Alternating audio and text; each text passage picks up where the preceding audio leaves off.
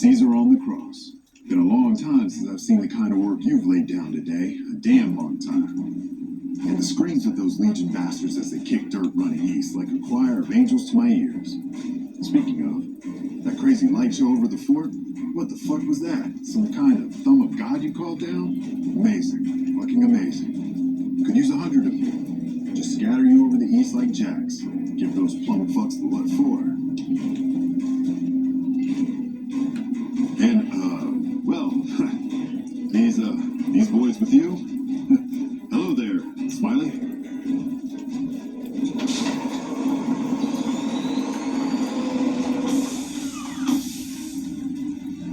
Guess it ain't no secret how you, I say, can you ask them to put their weapons down? I was just reaching in my coat to give you a cigar. I would sooner spit on the grave of my dead mother than let some courier walk the wasteland and fuck talk to me like that. Who the hell do you think you are? Looking to cash your chips to the sound of NCR bullets, huh? I can oblige. Look, I know you're riding high right now, but let me tell you, you ain't pissing on me right now. You're pissing on the bear.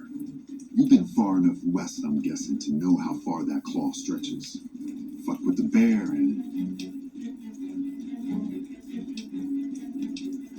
You want me to make tracks out of here? Head back west? Tail between our legs?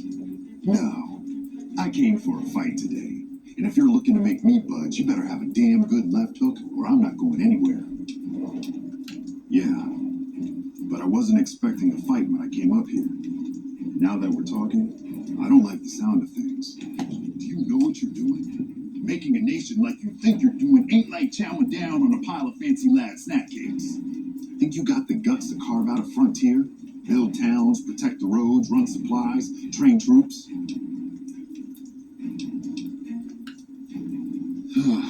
Hell, can't believe we got suckered by some road jockey.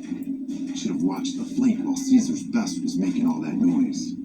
I know what those robots of yours can do on a bad day, and I'm not eager to toss lies at them just to make a point. But if you're taking this place, you better hope you can hold it. I'll give my superiors my opinion, but I don't think they're going to listen. So if NCR comes at you, and it will, pray you're ready. I promise you, if our situation's reversed, I'd see pain. Fine. Come on, man. We're moving out.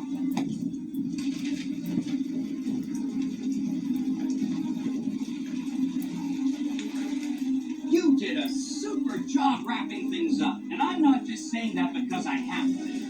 I didn't want to make a big deal about this until after we won, but, well, I found some code snippets in one of Mr. House's databanks that will let me, reprogram my personality to be a little more assertive, basically.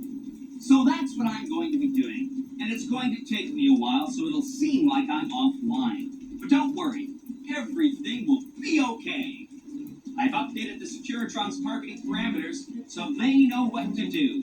Vegas will be protected. So that's where I'll be, off making a few changes. And I guess I'll see you around. We accomplished a lot together. It was fun. Take care. And so the courier who had cheated death in the cemetery outside Goodsprings cheated death once again, and the Mojave wasteland was forever changed. The courier, with the aid of Yes Man, drove both the Legion and the NCR from Hoover Dam, securing New Vegas's independence from both factions. With Mr. House out of the picture, part of the Securitron army was diverted to the Strip to keep order. Any chaos on the streets was ended quickly. Chaos became uncertainty, then acceptance with minimal loss of life. New Vegas assumed its position as an independent power in the Mojave. Supporting the ideals of independence, the courier was recognized as the man responsible for a truly free New Vegas. He ensured Mr. House's tyranny was broken, and neither Caesar's Legion nor NCR would ever gain control over New Vegas. Tabitha and Rhonda went east, through Caesar's land. Occasionally, tales of their exploits found their way back west. though few believed them. Eventually, the stories concerning the duo were collected and published, and proved to be quite popular with children. Still grappling with self-doubt over his usefulness in the face of old age, Raoul was never able to find peace with himself. Eventually, he left the Mojave and assumed a new name, as he had done so many times before. Though the wasteland became anarchic after Hoover Dam, the boomers' display of power dissuaded fortune seekers from attempting to penetrate Nellis. After the Courier ensured New Vegas remained free, the followers found that independent Vegas was even more unstable and violent than before. Old Mormon Fort became excessively burdened by the influx of patients, struggling to provide even the most basic of services. With New Vegas's independence formally declared, Goodsprings thrived. More travelers stopped by Goodsprings on their way to and from the Strip, and the locals grew prosperous from the traffic. In the years following the destruction of Cassidy caravans, NCR used evidence of the plot to blackmail the Crimson Caravan and the Van Graffs. NCR enacted strict trade laws with little resistance, strengthening their supply lines and their position in the Mojave. Cass lived to see the Courier bring down 3 armies, and by her count, that was 3 more than she'd expected. She kept quiet about that, though. After generations of being beaten down, the great Khans were finally broken by the Courier. Those few who avoided the Courier's wrath moved north into the wilderness of Idaho, where they tried once more to rebuild. Thanks to the Courier and Lily, a cure for the Nightkin schizophrenia was found shortly after Dr. Henry's experiment concluded. Nightkin and other super mutants in the wasteland flocked to Jacobstown, and the town became known as a haven where a mutant could find peace. Lily continued to take her medicine at half doses, and although she remembered her grandchildren, her mind remained muddled and confused. Eventually, she parted ways with the Courier and traveled west, seeking the remnants of her past.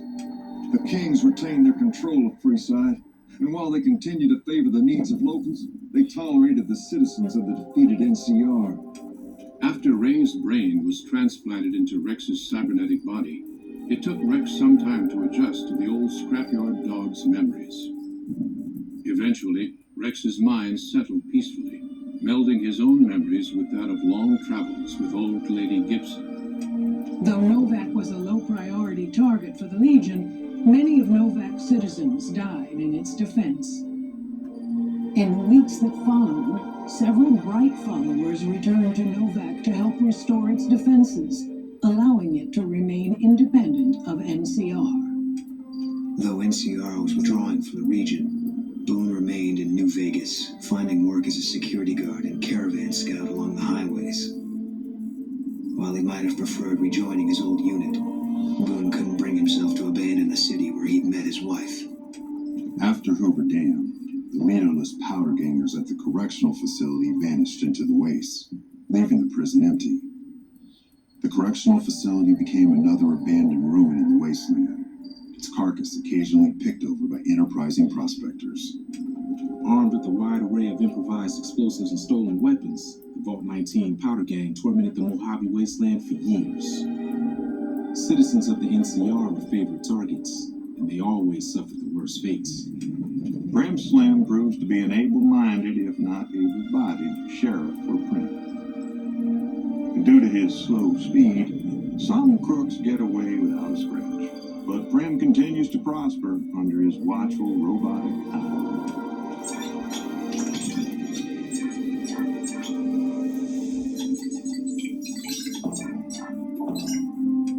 And so the Courier's road came to an end, for now.